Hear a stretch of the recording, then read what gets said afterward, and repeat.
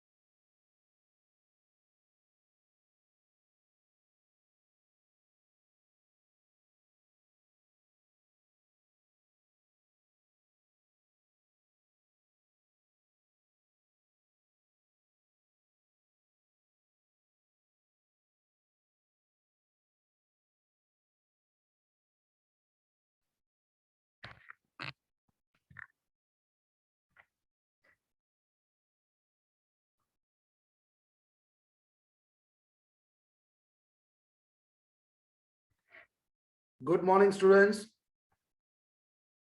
Okay. Now, can you hear my voice? Is my video clarity?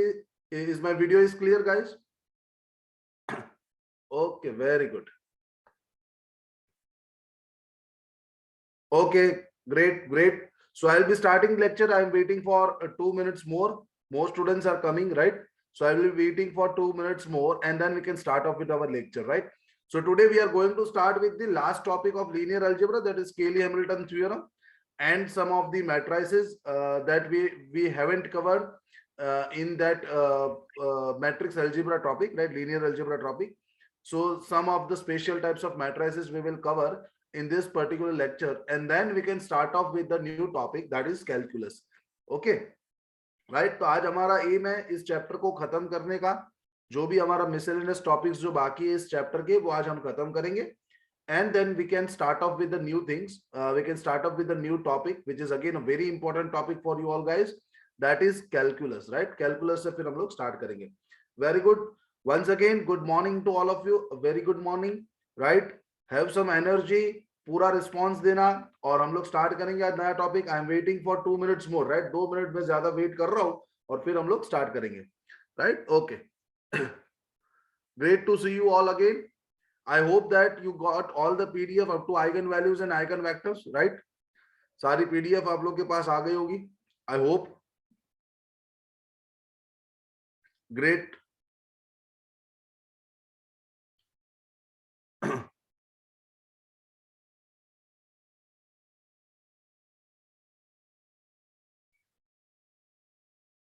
Okay. Right, by the revision of the important 3 topics will be completed within these days. 3 important topics, that is your about calculus, linear algebra, and probability and stats, right? That are the 3 important topic for all branches. So that will be completed within this time frame, and maybe I can complete with the differential equations, right? So that will be completed within this time phase. Okay, thank you. Okay, now let us start things. So very simple thing. We can start off with very simple thing. हम लोग आज start कर रहे हैं Cayley-Hamilton theorem, right? You guys might be knowing what is Cayley-Hamilton theorem. So first of all, I am writing the statement of Cayley-Hamilton theorem, right? आप लोग को शायद तो पता ही होगा Cayley-Hamilton theorem क्या होता है, right? So Cayley-Hamilton theorem ये बताता है कि every square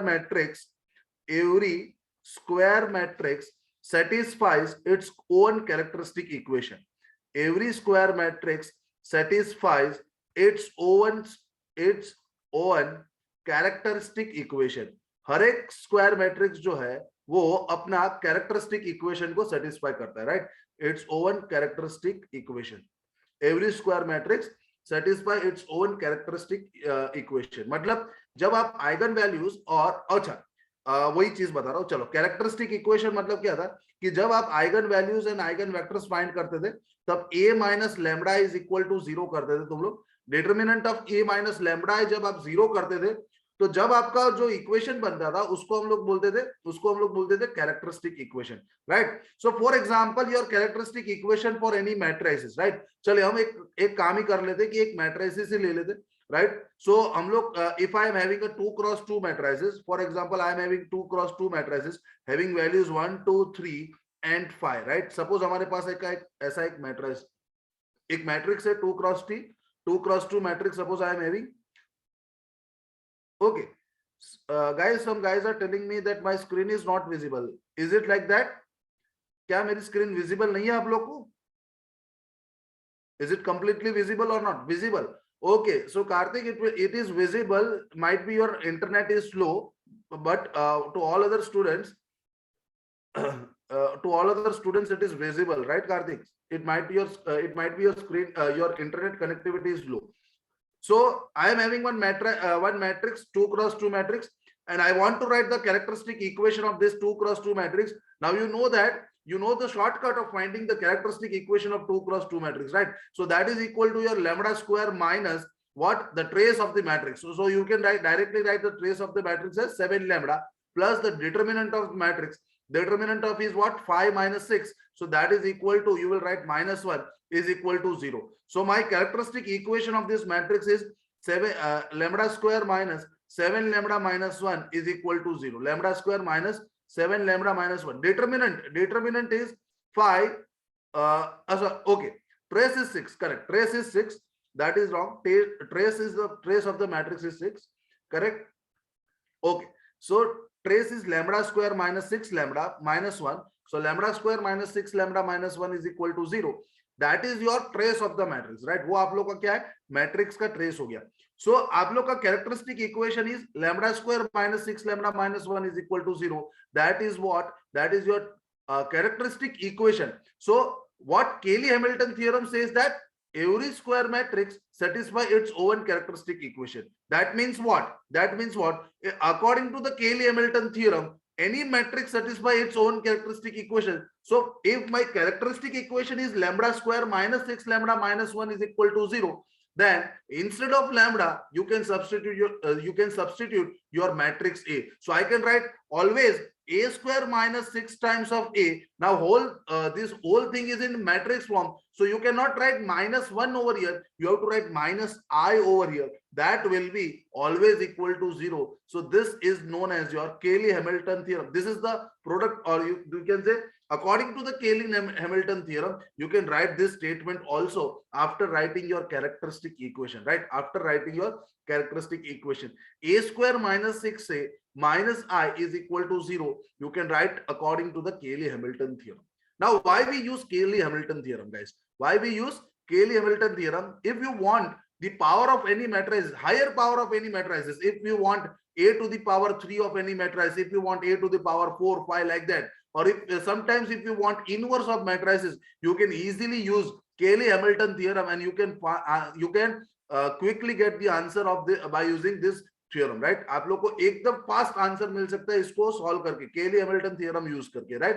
For example, I am having some questions. We can apply this theorem in many questions, and we can find answer of these all questions. So for that, I am going again to the previous. I am going again to the previous slide, right? Previous topic के ऊपर हम लोग जब थे वहीं पे जा रहे हैं, वहीं पे मैंने इसके questions जो है वो बना के रखा हुआ है. I have that questions. Okay, so you can see over here. हमारे पास सबसे पहले तो इधर एक क्वेश्चन है, आप लोग को दिख रहा होगा, right or not? Consider the matrix 1, 2, 2 and -1 and determine the value of a to the power 8. a to the power 8 का हम लोग को वैल्यू ढूंढना है, right or not? So you guys know that, right? Yes, last term will be determinant of a. Last term आप लोग का, चलिए वापस इसका हम लोग कैरेक्टरिस्टिक इक्वेशन निकालते हैं. So characteristic equation is lambda square minus trace of the matrix. So trace आपका देखो 1 plus -1. So you will write 0 into lambda plus determinant of a. So determinant आपका -1 और -4. So आपका determinant जो हो गया वो -5 is equal to 0. So अगर हम लोग ठीक से दिखने जाए, what is your characteristic equation? So lambda square minus 5 is equal to 0 is your characteristic equation, right? So now what will be the, so you can say that according to the Cayley-Hamilton theorem, according to Cayley-Hamilton theorem, right? According to Cayley-Hamilton theorem, CHT I am writing. So a square minus 5, phi I, you always have to write I, because Cayley-Hamilton theorem is in matrix form. So a square minus phi I is equal to 0. So that implies what? That implies what? A square is equal to 5 into I. A square is what? 5 into I, right? So you want the power of it. So what you are taking the power of 4 on both the sides. So if you are taking power of 4 on both the sides, so you have to take over here also the power of 4, right or not? So that will give you, I am taking on the next page now over here. So okay, I'm taking one new page. So from here, what you can write over here? So a to the power 8 is equal to phi I to the power 4. So that will give you what, guys? Phi to the power 4 into I to the power 4. So I is matrix, phi is scalar, right? I is matrix and phi is scalar. So you will write phi to the power 4, that is 25 into 25, right? Phi to the power 4 is what? 25 into 25. So you will get 625, and I to the power 4 is always I. So a to the power 8 is 625 times I. So you can see from here, that using this Cayley-Hamilton theorem, I can easily find the power of matrix A. Any power of matrix A you can easily find by this theorem. Otherwise, if you want to find a to the power 8, then you have to multiply this matrix A 8 times, and that will create a very that will give you a very rigorous solution, right? वो आप उसका solution निकालते आप लोग को बहुत time लग जाता है. It is a time consuming solution, right? So using Cayley-Hamilton theorem, this process is very simple. This process will be very simple, right? So I am having one more question by using Cayley-Hamilton theorem. If A is the matrix, then a to the power 4 is what? So that is I, guys. This is I, this is minus I, this is 0 and A, because it is telling about the matrix. It cannot be 1 or -1. It is always about the I or minus I, right? And over here also, these attributes are I, right? This is your I minus I, and this is 1, and this is also I, right? So this is your matrix. You have to find a to the power 4, a to the power 4. Now, if I want to solve this matrix, you can easily see that this is your upper triangular matrix, as the elements below the principal diagonal elements below the principal diagonal elements is 0, right? So ये आप लोग का upper triangular matrix हुआ. और मैंने जब भी आप लोगों को बताया था, एक प्रॉपर्टी आपको मैंने आइगन वैल्यूज आइगन वेक्टर्स में बताई थी. whenever there is a triangular matrix, the principal diagonal elements are its eigen value, right. मतलब जो भी प्रिंसिपल डायगोनल एलिमेंट्स में लिखा होता है वो मैट्रिक्स की आइगन वैल्यू होती है। सो हियर मेरा लैम्बडा जो आइगन वैल्यू है वो कौन सी हो गई? सो आप बोलोगे एक 1 हो गई, एक -1 हो गई, एक आई आइगन वैल्यू हो गई और एक माइनस आई आइगन वैल्यू हो गई, right. So this is the eigen value of your matrix A. Now once you know the eigen value you can easily write characteristic equation, right. अगर आप लोग को आइगन वैल्यू पता है तो आप लोग कैरेक्टरिस्टिक इक्वेशन तो एकदम आसान तरीके से लिख पाओगे ना। कैसे लिख पाओगे आप लोग, right. So you easy like now obviously 1 -1 I and minus I are the roots of the characteristic equation, right or not? You know that 1 -1 I and minus I are termed as the root of the characteristic equation. So from that you can easily write lambda minus 1 into lambda plus 1, then lambda minus I into lambda plus I is equal to 0. So if you are knowing the eigenvalues, you can easily make characteristic equation by using the concept that these four things are the root of the characteristic equation. So I will get something like this is equal to 0, right or not? So you can easily write from here. So from here you can write. So this will give you lambda square minus 1. This will give you lambda square minus 1. And guys, this will give you what? So this will give you lambda square minus I square. So lambda square minus, you can write over here, I square is equal to 0, right? Lambda square minus I square is equal to 0. So from this you can write lambda square minus 1 into lambda square minus I square. Now minus I square is -1. So you will get over here lambda square plus 1 is equal to 0. Lambda square plus 1 is equal to 0. So from here if you are writing, then this will be lambda to the power 4 minus 1 is equal to 0. So here from here you can write according to the Cayley-Hamilton theorem, a to the power 4 minus I is equal to 0. That implies what? A to the power 4 is equal to I. A to the power 4 is equal to I, right? So इधर से आप लोगों को क्या मिलेगा? A to the power 4 जो है वो आप लोग का I के बराबर हो जाएगा. So you will get this option A. आप लोग को ये option A मिलेगा. So by using Cayley-Hamilton theorem, I can easily find again this matrix, the value of this matrix A to the power 4, right? Is that clear, guys? Is that clear? Do you understand this topic? Do you understand this question? How I have solved this question, right? Okay, I want a good response from you guys. Very good. चलिए, समझ में आ गई बात? सबको समझ में आ गया? तो सिंपल है केली हैमिल्टन थ्योरम, ज्यादा इसके अंदर है नहीं. एक और क्वेश्चन हम लोग कर लेते और हम लोग केली हैमिल्टन थ्योरम को इधर खत्म करते, राइट? इसके अंदर और आपको जब भी आपको कहीं पे गेट क्वेश्चन दिखे तो हमेशा याद रखना कोई पावर, कोई ज्यादा power, suppose a to the power 4 5 ऐसा कुछ फाइंड करना हो, because in the question they will not tell that it is all about Cayley Hamilton theorem, right? Question में आप लोगों को कभी बोलेंगे नहीं कि ये केली हैमिल्टन थ्योरम में यूज करना है आप लोग को इधर, ठीक है? तो आपको पता चलना चाहिए कि अगर मेरे पास कोई ज्यादा पावर का है या ऐसी कोई चीजें फाइंड करनी है हम लोग को, तो मैं वहां पे केली हैमिल्टन थ्योरम लगाना पड़ेगा मुझे, ठीक है? सो एक और आप लोग के पास एक केली हैमिल्टन थ्योरम से मेरे पास एक बढ़िया क्वेश्चन है. So I am writing that question over here. Now this is again this type of question is asked in GATE, but वो exactly GATE का question नहीं है. So I am writing that question. Let A be 4 cross 4 matrix. Let A be your 4 cross 4 matrix. Again with eigenvalues.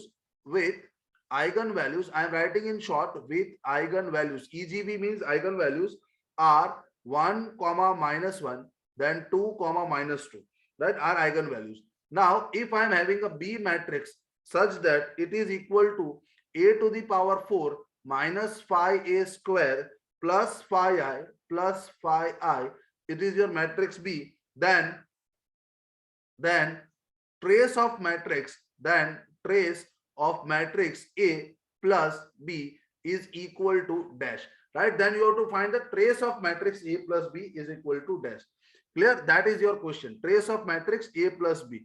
ठीक है? Okay. So this is one question. Let A be the 4 cross 4 matrix with eigenvalues 1, -1, 2, and -2. And you are having B is equal to a to the power 4 minus phi a square plus phi I. Then trace of matrix A plus B is equal to dash.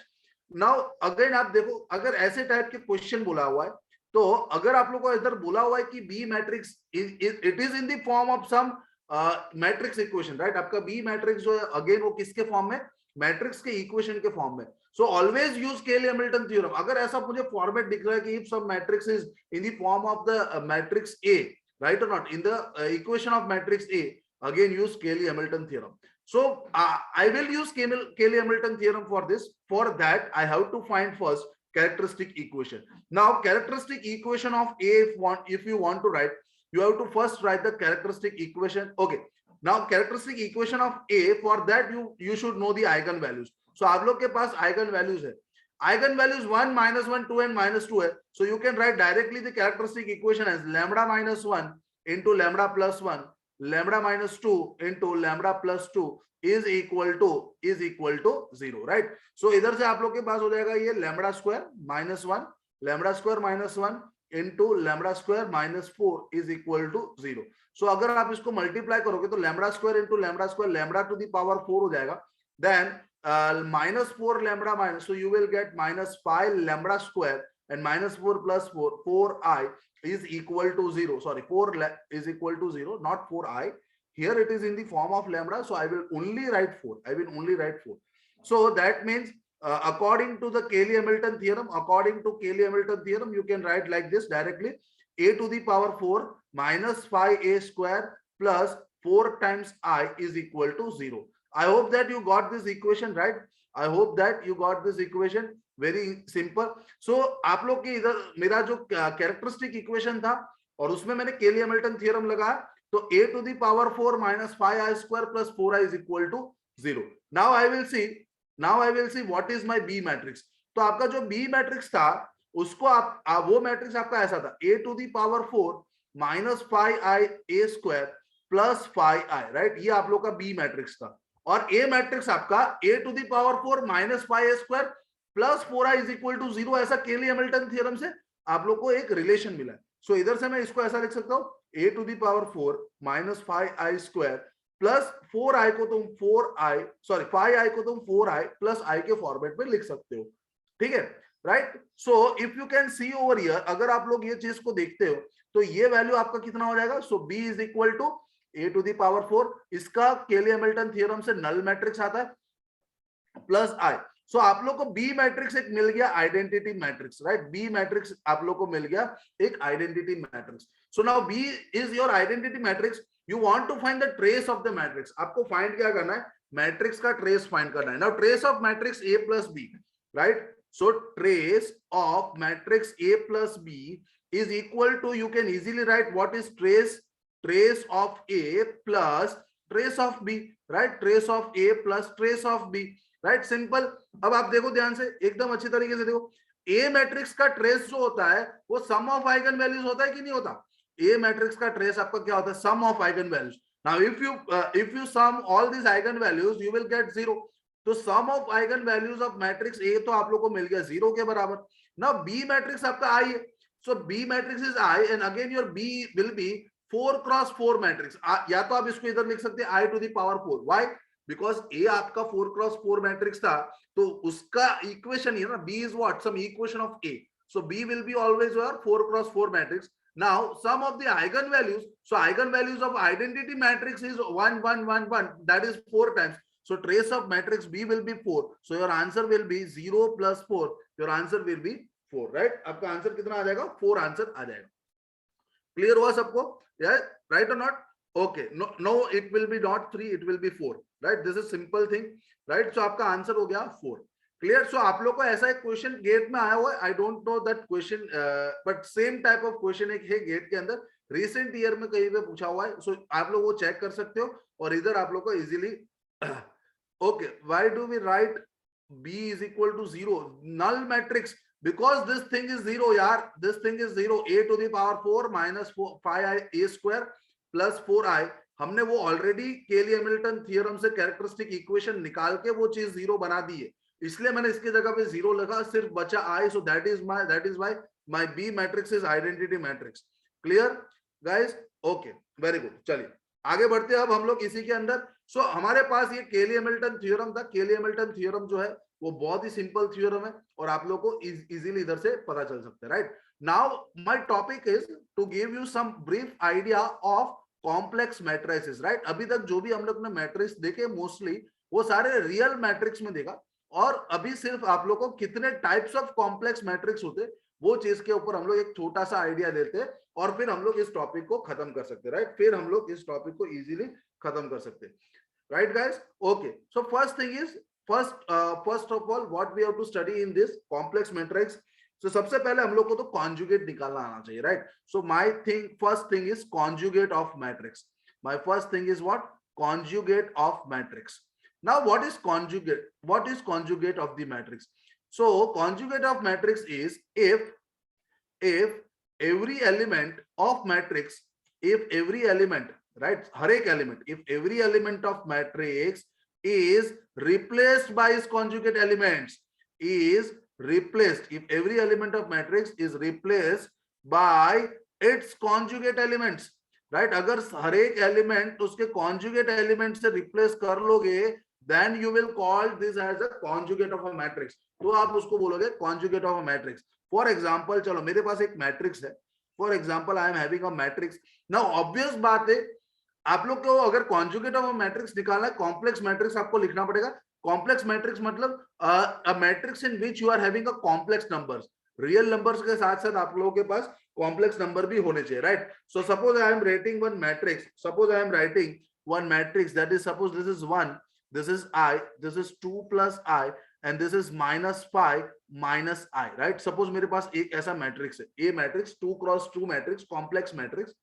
Now I want to find the conjugate of the matrix, right? So अगर मुझे conjugate of a matrix अगर ढूंढना है, so obviously हम लोग उसको represent करेंगे A bar, right? Conjugate को हम लोग represent करेंगे, conjugate of a matrix को हम represent करेंगे A bar. What I will do, I will replace all the elements by its conjugate elements, right or not? So now 1 is real number, right? 1 क्या है आप लोग का? 1 एक तो आपका real number है, तो उसका conjugate भी 1 ही होता है. 1 का conjugate आप लोग का 1 हो जाएगा. Real number का conjugate तो 1. But I का conjugate लिखोगे तो आप लिखोगे क्या? Minus I. The conjugate of I will be minus I. Then 2 plus I, only imaginary part की sign change होती है, so that will be 2 minus I. सिर्फ imaginary part की sign change करना है, और minus 5 minus I है, सिर्फ imaginary part का sign change करोगे तो ये हो जाएगा minus 5 plus I. So इसको हम लोग बोलेंगे conjugate of a matrix, right? So this is known as conjugate of a matrix. Okay, this point is clear guys? ये आप लोगों को पता चला what is the meaning of conjugate of the matrix? सारे एलिमेंट अगर उसके कॉन्जुगेट से हम रिप्लेस कर देंगे तो उसको हम बोलेंगे कॉन्जुगेट ऑफ मैट्रिक्स. क्लियर ये बात? Okay, then the second important thing is transjugate of matrix. Okay, now this is again very important word और very important term, transjugate of matrix. याद रखना, इसको हम बोलेंगे transjugate of matrix. Transjugate of the matrix is, इसका मतलब क्या होता है? What is the meaning of transjugate of matrix? It is simple that it will be your transpose of conjugate matrix. Transjugate matrix मतलब क्या? Transpose of conjugate matrix. याद रहे, right? याद रहे आप लोग को ये. अगर तुमने कॉन्जुगेट मैट्रिक्स का ट्रांसपोज ले लिया तो उसको हम बोलेंगे transjugate of a matrix. So for example ये हमारा ए बार था, ए बार का ट्रांसपोज ले लम. सो कॉन्जुगेट मैट्रिक्स का ट्रांसपोज, ए बार का ट्रांसपोज हम लिखते, इसको हम लिखते ए बार का ट्रांसपोज. और कभी कभी ट्रांजुगेट ऑफ मैट्रिक्स को ए टू द पावर थीटा लिखा होता है. बहुत सारे टेक्स्ट बुक के अंदर ये टर्मिनोलॉजी यूज किए. It is A to the power theta, right? So A to the power theta means A bar transpose, A bar transpose, right? मतलब जो भी आपका कॉन्जुगेट मैट्रिक्स है उसका ट्रांसपोज ले लो. सो अगर हम लोग आगे का एग्जांपल ही अगर आगे रखे इधर से, तो हम लोग क्या करेंगे? इस मैट्रिक्स का ट्रांसपोज ले लेंगे. सो इस मैट्रिक्स का ट्रांसपोज मतलब rows will be written in column and column will be written as rows. So 2 minus I, so this is 2 minus I, and इधर क्या आ जाएगा मेरे पास? minus 5 plus I, right? So simple thing is conjugate of a matrix is what? It is a transpose of conjugate matrix, right? Conjugate आप लोग का होता है transpose of conjugate matrix. Okay, understood this thing? What is the conjugate of the matrix? You got this point? What is conjugate of this matrix? Very good. चलिए आगे बढ़ते हैं हम लोग. ट्रांजुगेट ऑफ द मैट्रिक्स. उसके बाद हम लोग करते हैं number 3 is what? Number 3 is simple thing. Number 3 is Hermitian matrix. Now based on ट्रांजुगेट, right? Based on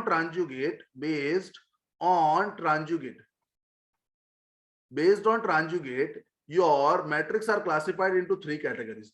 So these are number one, first category is your guys Hermitian matrix, right? पहला matrix जो हम लोग बोलते हैं उसको हम बोलते हैं Hermitian matrix. It is equivalent or it is same as the symmetric matrix.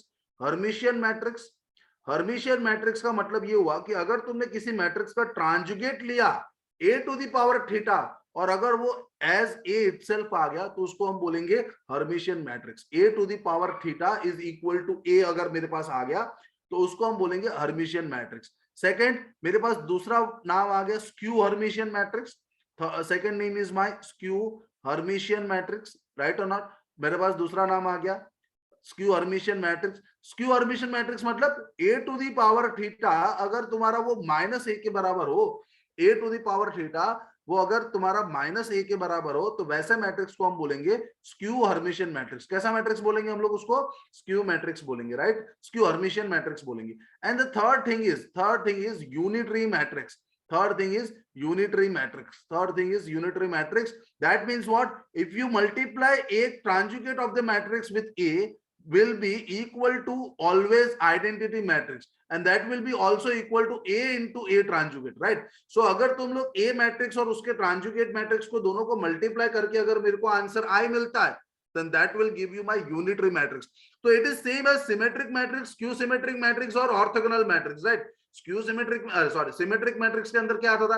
A transpose A के बराबर आता था, जबकि हर्मिशियन में क्या आ रहा है? A थीटा मतलब A transjugate is equal to A आ रहा है। स्क्यू हर्मिशियन में A transjugate is equal to minus A, skew symmetric में क्या आता था? A transpose is equal to minus A आता था। एंड यूनिटरी मैट्रिक्स में A ट्रांसपोज इनटू A आप लोग sorry A transjugate into A आपका आ रहा है, जबकि ऑर्थोगोनल मैट्रिक्स में A ट्रांसपोज इनटू A आप लोग का I आता था। So based on the transjugate the matrix are classified into this three categories. I can also write the example of Hermitian matrix. देखो हर्मिशियन मैट्रिक्स को अगर आप लोग को लिखना हो तो हर्मिशियन मैट्रिक्स में ऑलवेज याद रखना कि आप लोग का प्रिंसिपल डायगोनल एलिमेंट जो जनरली रियल नंबर्स होते, principal diagonal element real number होते। ये हो गया 1 माइनस 3 है और इधर मेरे पास आ गया 1 प्लस 3 है, 1 प्लस 3 है। सो this is your you can say Hermitian matrix. Hermitian matrix में प्रिंसिपल है, प्रिंसिपल डायगोनल एलिमेंट्स रियल रखने पड़ेंगे आप लोग को, क्योंकि आप लोग जब इसका ट्रांजुगेट लोगे तो ये चेंजेस नहीं होने चाहिए, इसके अंदर कोई चेंज नहीं होना चाहिए, तभी वो बन सकता है a to the power theta is equal to a, right? Again आप देख सकते हो कि इसके अंदर जो भी प्रिंसिपल डायगोनल एलिमेंट्स है उसके पास जो आपके दो एलिमेंट्स बचे वो एक दूसरे के कॉन्जुगेट, एक दूसरे, ये 1 माइनस 3 आया तो ये 1 प्लस 3 आया। तो ऐसे मैट्रिक्स हम लोग इजीली पहचान सकते हैं मैट्रिक्स को देख के कि हमारा मैट्रिक्स हो गया हर्मिशियन मैट्रिक्स। देन अगेन मेरे पास जब माइनस ए की बात आती है ना, सो अगर स्क्यू हर्मिशियन का हम लोग एग्जांपल लेने जाए तो स्क्यू हर्मिशियन में याद रखना कि ये दोनों एलिमेंट्स आपके क्या होने चाहिए? पहले तो प्रिंसिपल डायगोनल एलिमेंट्स अगेन आप लोग के 0 होना चाहिए। सो ये मेरा हो जाएगा 1 माइनस 2i और ये -1 माइनस 2i के बराबर। तो इधर आप देखो जो रियल एलिमेंट्स है उसकी साइन चेंज हो रही है, इधर आप लोग का इमेजिनरी पार्ट है उसका साइन चेंज हो रहा था, राइट? सो इन दोनों में ये फर्क है, स्क्यू हर्मिशियन हो गया और ये हर्मिशियन मैट्रिक्स हो गया। ठीक है, ये एग्जांपल आप चेक कर सकते हो, आप लोग चेक कर सकते हो a to the power theta इसका a के बराबर आया। अगर आप लोग को निकाला तो सबसे पहले इसका ट्रांजुगेट, इसका कॉन्जुगेट निकाल दो, कॉन्जुगेट निकालोगे उसके बाद उसका ट्रांजुगेट निकाल दो और वो चेक करो, ट्रांजुगेट निकालने के बाद वापस आपको सेम मैट्रिक्स दिखेगा। ठीक है, सेम वे ये आपका स्क्यू हर्मिशियन मैट्रिक्स का एग्जांपल हो गया। और ऑर्थोगोनल मैट्रिक्स का तो आप लोग का एग्जांपल ये होना चाहिए कि दोनों का मल्टीप्लिकेशन आप लोग का जो है वो i के बराबर होना चाहिए। सो ऑर्थोगोनल मैट्रिक्स जो है उसका एग्जांपल हम लोग लिख लेते हैं। ये मेरा एग्जांपल हो गया 1 प्लस आई बाई 2, ये मेरा ऑर्थोगोनल मैट्रिक्स का एग्जांपल है, -1 plus i by 2 and this is also equal to 1 plus i by 2 और ये हो जाएगा 1 minus i by 2, right? So this is the example of orthogonal matrix. Orthogonal matrix directly आप नहीं बना सकते, ये तो आप लोग के पास कोई एग्जांपल होना चाहिए। अब तुम चेक कर लेना a थीटा इंटू a आप लोग का आई आना चाहिए। ठीक है, a थीटा इंटू a आपका आई होना चाहिए। It is equivalent same as orthogonal matrix, और इक्वल नहीं बोल सकते, मैं यूनिटरी मैट्रिक्स और ऑर्थोगोनल मैट्रिक्स को इक्वल नहीं बोल सकते, राइट और not? So okay, this is not orthogonal, this is unitary matrix, right? Unitary matrix अलग है, ऑर्थोगोनल, यूनिटरी मतलब कॉम्प्लेक्स मैट्रिक्स आ जाएगा, ऑर्थोगोनल मतलब सिर्फ रियल मैट्रिक्स को हम लोग ऑर्थोगोनल बोल सकते हैं। क्लियर हो रही है बात सब लोग को ये चीज, राइट और नॉट? राइट गाइस, सो ये चीज आप लोग को एकदम क्लियर हुआ ट्रांजुगेट के बारे में और कॉन्जुगेट के बारे में, ये सारी चीजें एकदम अच्छे से समझ में आ गई सब लोग को? यस और no? Very good, very good, right? So guys this is your topic of linear algebra, right? ये आप लोग का लीनियर अलजेब्रा का टॉपिक था, बहुत ही सिंपल टॉपिक है। इधर तक हम लोग ने सारे पॉइंट्स को डिस्कस कर लिए लीनियर अलजेब्रा चैप्टर के अंदर से। right or not? So most of the questions will be asked from this concepts only. The important concept is eigen values and eigen vectors. Again, उसके क्वेश्चंस आपको ज्यादा solve करने, उसके क्वेश्चंस आपको ज्यादा प्रैक्टिस करने. एंड फॉर गेट आप लोग को प्रीवियस ईयर के सारे क्वेश्चंस अच्छे से आ जाना चाहिए. सारे कॉन्सेप्ट्स आपको प्रीवियस ईयर में जो भी पूछे उतने कॉन्सेप्ट्स आपको अच्छे आ जाने चाहिए, right? So that will be enough for you. ज्यादा इसके अंदर पीएचडी नहीं करनी होती है, ज्यादा इसके अंदर सोचना नहीं होता है मैथ्स के अंदर, because you are many more subjects to solve. तो इसके अंदर स्ट्रेट फॉरवर्ड क्वेश्चंस रहते हैं ज्यादातर. सो 90% तो स्ट्रेट फॉरवर्ड क्वेश्चंस ही रहते हैं, 20% इधर उधर थोड़ा सा होता है. So you can easily score 11 marks out of 13 marks in engineering mathematics, right? अगर सारे टॉपिक्स तुम अच्छे से करके जाओगे तो आप लोग 11 मार्क्स तक इजीली मैथ्स के अंदर से स्कोरिंग ला सकते हो, right? So that's all for from the linear algebra, guys. We can start off with now new topic. I hope you understood this topic very well. सारे टॉपिक आप लोग को बहुत अच्छी तरीके से समझ में आ गए होंगे, ठीक है? सो ये मेरा केली हैमिल्टन थ्योरम का जो लास्ट क्लास में ये हाफ एन आवर का टॉपिक थोड़ा सा बच गया था, वो हमारा ये टॉपिक आ गया था. क्लियर हुआ सबको, राइट? सो लीनियर अलजेब्रा क्लियर हुआ है गाइस. लीनियर अलजेब्रा जो फर्स्ट टाइम सीख रहे हैं, जो रिवीजन कर रहे हैं, उनको ऑब्वियस बात है कि वो तो क्लियर ही होगा. बट जो फर्स्ट टाइम सीख रहे थे, आई होप आप लोग को बहुत सारे कॉन्सेप्ट इसके अंदर से लीनियर अलजेब्रा में से क्लियर हुए होंगे, ठीक है? Okay, very good. Now we can start off with the next important topic, right? Again, now this is again your 3 to 4 mark topic, right? क्योंकि कैलकुलस जो है ना, वो अगेन एक बड़ा टॉपिक है जिसके अंदर इंटीग्रेशन, डिफरेंशिएशन, वेक्टर कैलकुलस तीन चीज ऐड हो जाती है, right? So again, this is 3 to 4 marks topic in GATE. Very important topic for GATE, right? Calculus is again your very important topic for GATE, right? Yes, if you are having any contact, you can directly contact me. No problem for that. Okay, so 3 to 4 marks का calculus का ये topic है. और उसके अंदर जो है ना, आप लोग के पास आ गया limits, right? Limits is your first topic, right? First topic of calculus is limits. So the syllabus will be like that. First we will cover limits and then we will see continuity and differentiability. फिर हम लोग differentiation देखेंगे, फिर हम application of differentiation देखेंगे, that is maxima or minima and all that thing. Then we can start off with the indefinite integration. Integration हम लोग देखेंगे. इंटीग्रेशन के बाद हम लोग डिफाइनाइट इंटीग्रल देखेंगे. डिफाइनाइट इंटीग्रल के बाद हम लोग एप्लीकेशन ऑफ इंटीग्रल देखेंगे, double integral, triple integral and then vector calculus. So इस तरीके से आप लोग का पूरा कैलकुलस टॉपिक जो है वो डिवाइड हुआ होगा. Calculus is again a very big topic, right? Calculus खुद ही में एक बड़ा सा टॉपिक है, बट हम लोग इसके अंदर इंपॉर्टेंट कॉन्सेप्ट्स और इंपॉर्टेंट हम लोग क्वेश्चंस इसके करते जाएंगे, राइट और नॉट? सो कॉन्सेप्ट के बाद क्वेश्चन, कॉन्सेप्ट के बाद हम लोग क्वेश्चन इसको करते जाएंगे, right? So let us start with the limits now. So I am giving you very short definition, right? Calculus के बाद यार आप लोग का हो जाएगा प्रोबेबिलिटी एंड स्टैट्स. वो भी मैं खत्म करवा दूंगा विद दिस वीक, राइट? मतलब ये संडे तक हमारा आखिरी क्लास है, वहां तक हम लोग प्रोबेबिलिटी और स्टैट्स तक खत्म कर देंगे, ठीक है? राइट और not? So that will be computer के लिए इंपॉर्टेंट है. ऑब्वियस बात है. For CS and IT there are only 3 topics from the core mathematics, that is matrix, then calculus, and then you are having probability and stats. Then one topic is your discrete mathematics, which only computer engineering branch is having, otherwise no other branch is having that. So I am not telling that topic is a core topic of engineering maths. Engineering maths के 3 ही topic है computer branch के लिए, ठीक है? सो आप लोग को वहीं से वो देख लेना है, right? Okay, let us start with that now. Let us start with the limits, ठीक है? इसी के लिए तो बहुत सारे टॉपिक इंपॉर्टेंट है. सबके लिए कैलकुलस तो इंपॉर्टेंट है, हर एक ब्रांच के लिए कैलकुलस है, राइट? ये 3 टॉपिक जो मैं बता रहा हूँ, matrix, calculus and linear, matrix, calculus and आप लोग का हो गया प्रोबेबिलिटी एंड स्टैट्स, वो हर एक ब्रांच के लिए, वो टॉपिक हर एक ब्रांच के लिए. क्लियर ये बात, राइट?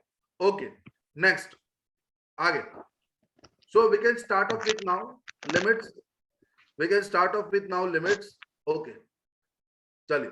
अब लिमिट्स के अंदर आप लोग देख सकते हो, लिमिट्स के अंदर सबसे इंपॉर्टेंट हम लोग पहले देखेंगे concept of limits. Now why limit is introduced, right? हमें पता है ये एकदम शॉर्ट डिस्कशन, एकदम शॉर्ट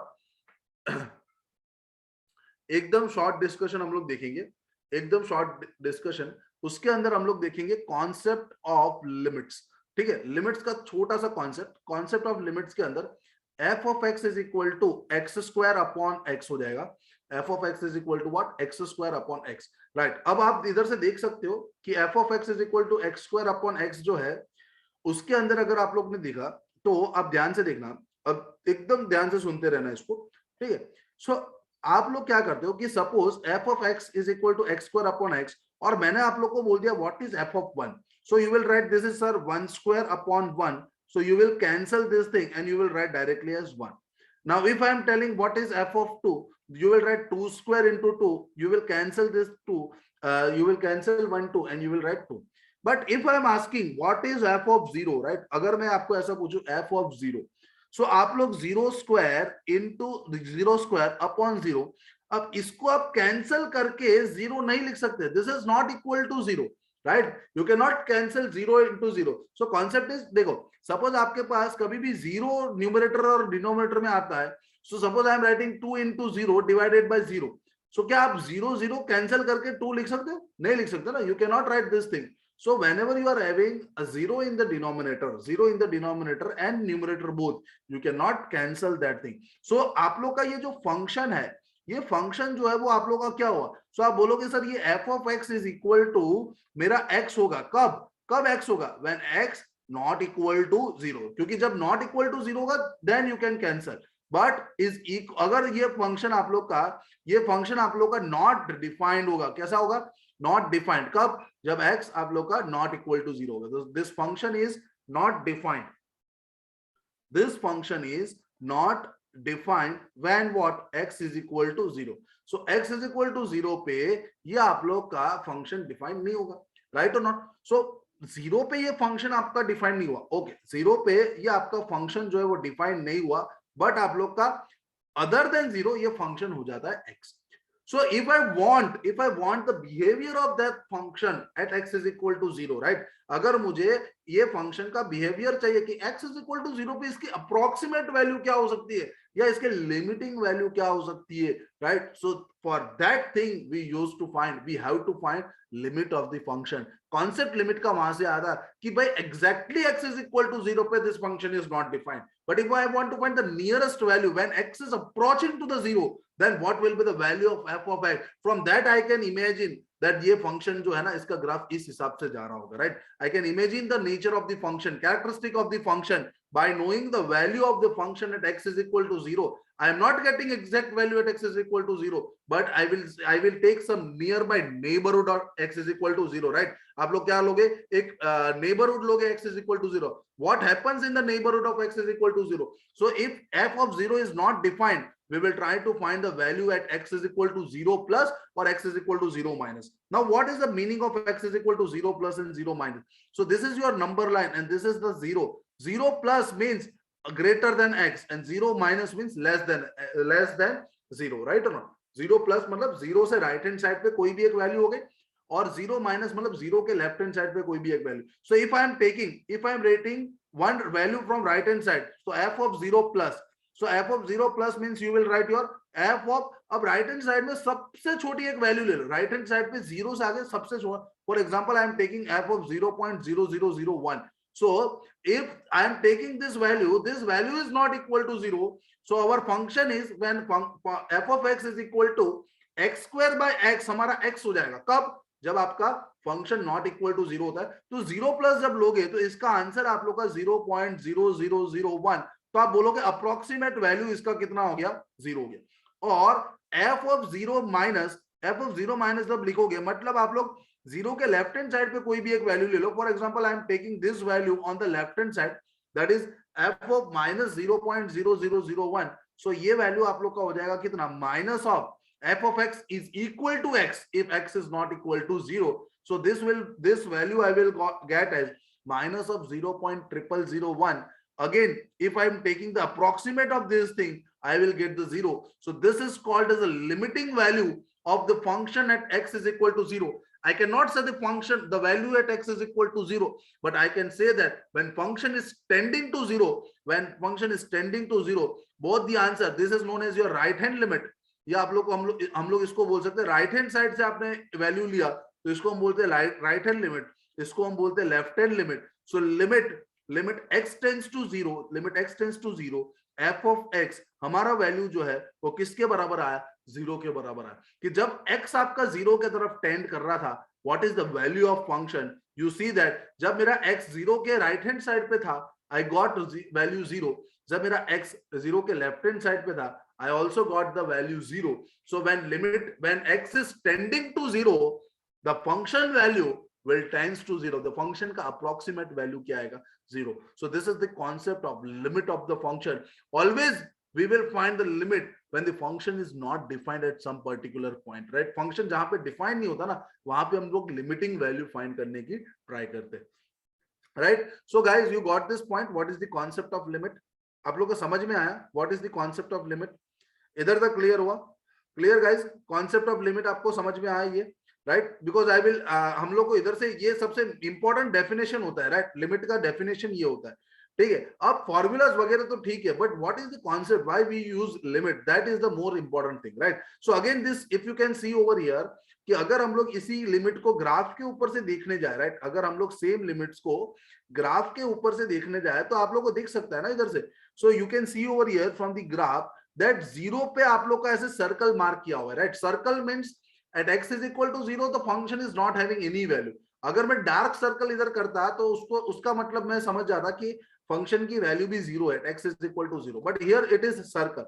तो sorry, here it is open circle, it is not darken circle. Darken circle आप लोगों को पता होगा ये ओपन सर्कल होता है, मतलब इसको इंक्लूड नहीं करना होता है, और जब हम लोग ऐसे डार्क सर्कल वहां पे बना देते तो इसको इंक्लूड करते हैं, राइट? फॉर एग्जांपल हम लोग कोई भी नंबर को हम लोग जैसे स्क्वायर ब्रैकेट में 1 से लेके मैंने 2 और इधर ओपन ब्रैकेट किया, तो जब हम इसको ग्राफ में प्लॉट करते, सपोज हम लोग इधर ये 1 हो गया और हम लोग 2 हो गया, so whenever we used to plot this on graph, तो आप 2 पे ऐसे अनडार्क सर्कल करते और 1 पे ऐसे डार्क सर्कल करते. That this is the interval in which your function is defined, that is 1 to 2, where 2 is not included, right? 2 is not included, right? So इसका मतलब ये होता है डार्क सर्कल और अनडार्क सर्कल का.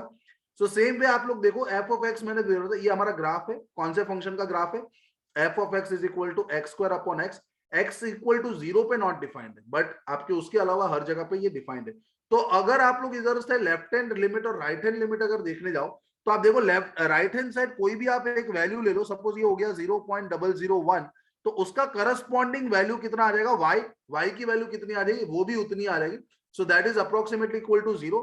एंड अगर लेफ्ट हैंड साइड पे अगर तुम कोई भी वैल्यू ले लो तो उसकी करस्पॉन्डिंग वैल्यू जो है वो माइनस में आएगी, बट अप्रोक्सीमेटली वो वैल्यू भी किसकी तरफ आएगी?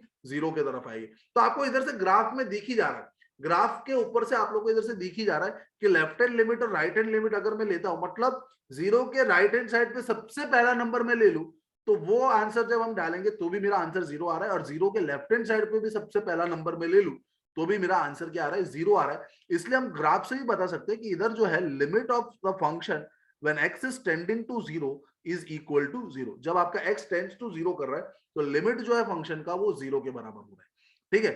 ओके, राइट और not? So the most important thing is limit आप लोग का तभी एग्जिस्ट बोला जाता है, लिमिट आपका तभी एग्जिस्ट बोला जाता है कि जब आपका लेफ्ट हैंड लिमिट और राइट हैंड लिमिट दोनों इक्वल हो, और वो किसके बराबर हो? कोई फाइनाइट नंबर के बराबर, राइट? सपोज आपने लिखा left hand limit is equal to right hand limit, आप लोग का आया, उसका आंसर आपका इनफाइनाइट आया. Left hand limit right hand limit का आंसर आप लोग का इनफाइनाइट आया, तो आप लोग क्या बोलोगे? Limit does not exist. Limit does not exist, right? इसका मतलब ये होता है limit does not exist.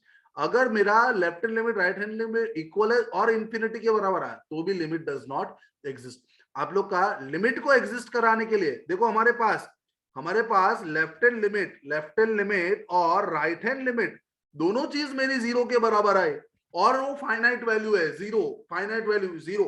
That is why I can say limit exist. तभी हम बोल सकते हैं हमारा लिमिट जो है वो एग्जिस्ट हो रहा है, राइट? फॉर एग्जाम्पल हमारे पास एक ऐसा क्वेश्चन भी आया हुआ है, राइट? ये गेट का डायरेक्टली क्वेश्चन है, क्या है?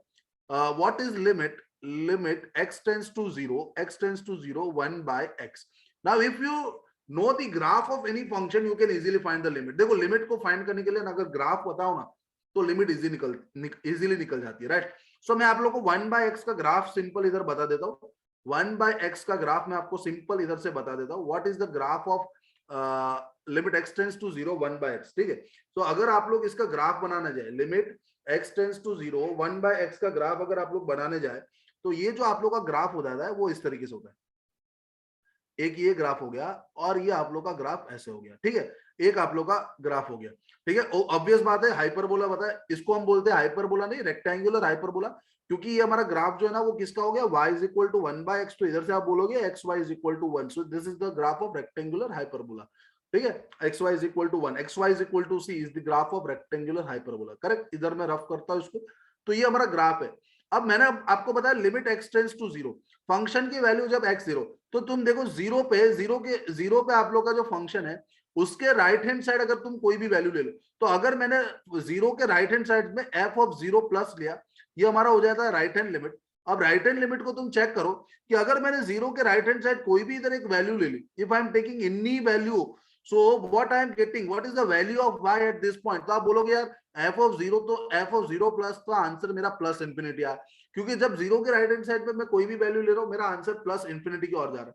और suppose I am writing some left hand limit, left hand limit मतलब f ऑफ जीरो माइनस, अगर देखने जाओ तो जीरो माइनस में अगर हम लोग देख रहे हैं, तो जीरो माइनस में यार आप देखो, जीरो माइनस में वापस आपका आंसर किसके तरफ जा रहा है, माइनस इंफिनिटी पे जा रहा है। सो लेफ्ट हैंड लिमिट जो आया that is not equal to right hand limit, left hand limit आप लोग का राइट हैंड लिमिट के बराबर नहीं है, तो देयरफॉर आप क्या बोल सकते हैं, limit does not exist, limit आपका लिमिट एग्जिस्ट नहीं हो रहा, left hand limit is not equal to right hand limit, so limit does not exist, right और नॉट, ठीक है। सिंपल ही है, लेफ्ट हैंड लिमिट और राइट हैंड लिमिट इक्वल हुआ ही नहीं, बाद में इक्वल होगा, बाद में वो फाइनाइट है कि नहीं वो चेक करना है, पर इधर तो पहले इक्वल ही नहीं है, प्लस इंफिनिटी माइनस इंफिनिटी ऐसा आ गया, so this limit does not exist.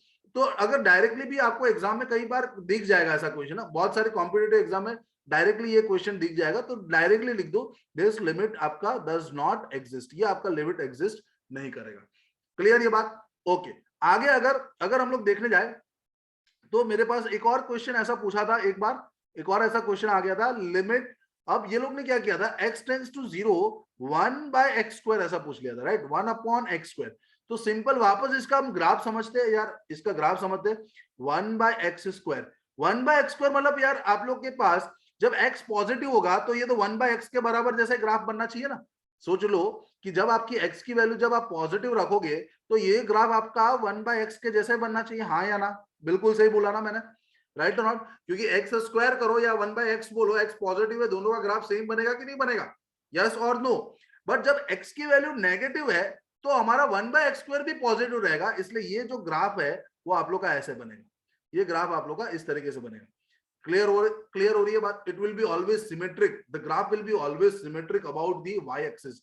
देखो तुम सिंपल समझो, 1/x² आपका एक कैसा फंक्शन है, इवन फंक्शन है, इवन फंक्शन मतलब तुम उसमें माइनस डाल दो तो भी वो फाइनल आंसर प्लस में आएगा, उसको हम बोलते हैं इवन फंक्शंस।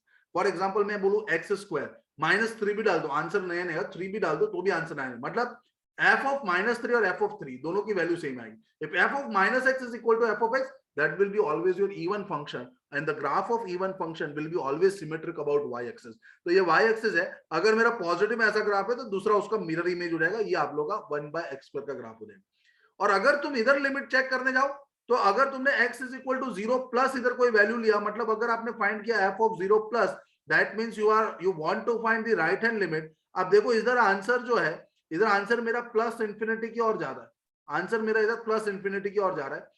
और अगर तुमने लेफ्ट हैंड लिमिट लिया इधर से f ऑफ 0 माइनस अगर तुम लेने जा रहे हो, सो f ऑफ 0 माइनस मेरा इधर आता, ठीक है, f ऑफ 0 माइनस मेरा इधर आता, तुम चेक कर सकते हो ये f ऑफ 0 माइनस से भी अगर तुम वैल्यू देखने जाते तो ये आप लोग का 0 माइनस पे भी वैल्यू कितना आया, वापस से प्लस इंफिनिटी आया। तो आप बोलोगे यार सर इधर left hand limit is equal to right hand limit हो गया, बट वैल्यू किसका है, वो कितने बराबर है, इंफिनिटी के बराबर हो गई।